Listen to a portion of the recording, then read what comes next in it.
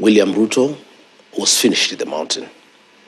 And I knew that because I'm a man who listens to the ground. I talk to the people. The people on the mountain don't talk much. Even when they're angry, they just sing. You don't see them coming in the streets to riot. You know, when I was removed from office, William Ruto was telling a friend of mine that even people outside my home, a town called Kiamariga, nobody complained. People just kept quiet because that's who they are. The mountain people are quiet people. So I knew since 2024, October, that UDA was dead and William Ruto, his fate was sealed. All Kalonzo was just a confirmation of what I knew. The people of the mountain was just confirming what they know and what they intend to do in the coming general election. Yeah? So it's a shock to them, not to us. As we have just confirmed what we have known all along. Mm-hmm. And it gives us impetus now to activate the final phase as we go towards the next general election. Okay. That our marriage with William Ruto is over. It has been over for the last 2 years. This is just a confirmation. They call it in marriage, when you get married, a couple, there's something they call consummation of marriage. Mm. Now, this one is a divorce. It's the final papers. Yeah, the divorce has been there. It's been going on back and forth, courts, but the final proclamation has been done, and the marriage is irreversibly broken. The mountain has moved on, okay, and we expect William Ruto to move on, so that everybody just moves in his own direction, and then we'll face each other down there next year. So, for the skeptics out there, kindly break down, how does a parliamentary win translate to the presidential race in 2027? Because ideally, the focus of the voters in All Kalau would be on the quality of the 9 candidates on the ballot, not a veto against a national leader. The 2010 Constitution has a provision that for you to be elected president, you must attain 50+1. That particular provision portends that the Mount Kenya region is central in electing a president. Since the proclamation of the 2010 Constitution, whoever the mountain has supported has been president. President Uhuru Kenyatta was supported by the mountain and others, and he became president. The same happened in 2017. In 2022, President William Ruto was supported by the mountain and others, and he became president. From where I sit, being a very practical realist, politics is a game of numbers. The mountain has moved away from William Ruto. He has no chance whatsoever, because that vote is huge. And it's even more complicated because in 2022, he got 87% of the vote. 13% went to Raila Odinga.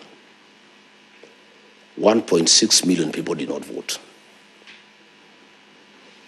That 87%, that 13%, that 1.6 that did not vote are all together against him. Whoever they'll vote for, either from the mountain or from outside the mountain, will be the next president of the Republic of Kenya. These are statistics. Okay. It's not anything that is, numbers don't lie. And we have a history that from 2013, 2017, 2022, William Ruto became president courtesy of the mountain vote that has now moved away from him.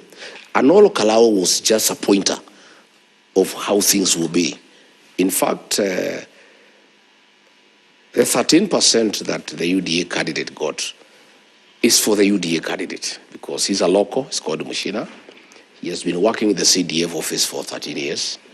And naturally, he has relatives, he has friends, he has people he has assisted here and there.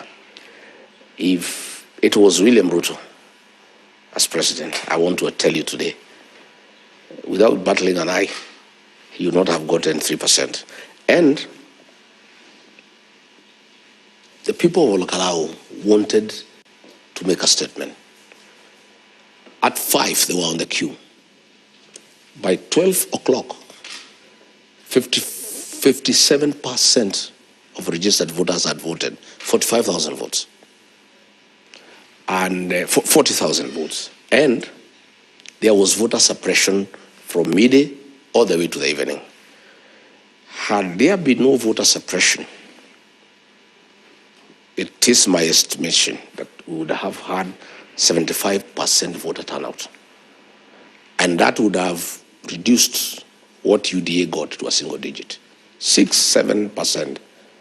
So that is where we are. Okay. And that is a statement from Olkalau.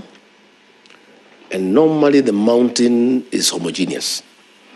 What happens in Olkalau is what's happening in Kiambaa. What happens in Kiambaa is what will happen in Madeira. What happens in Madeira is what will happen in Igembe Central. If you remember, UDA came in through 2 by-elections. One in a place called Rulie, that is Olkalau, and Kiambaa. A year before the election. A year before the election. Yes. Normally, the mountain, the way, we have history. A region has a way it does its politics. It has a tradition. Mm-hmm. One, the mountain does not divide its vote. We only divided last year, 2022, 87-13. Because Uhuru Kenyatta was there, he was president, he had some followers. I was there, I represented the change the people desired. So 87-13. But previously, it's normally a homogeneous vote. The decisions in the mountain are made through by-elections. TNA, the party of Uhuru Kenyatta, came to the stage through a by-election in Kangema in 2012. And once it won that by-election, that was it. UDA came through Rulie and Kiambaa. And if you look at the Kiambaa win, it was close. UDA defeated Jubilee by only 500 votes. I was in charge of that campaign. And by the way, Rogers, I'm an expert in by-elections. I've never lost a by-election. I'm a very detailed campaigner. You've lost by extension. No. Let me explain. Mary North, and we'll get to that. I never lose by-elections.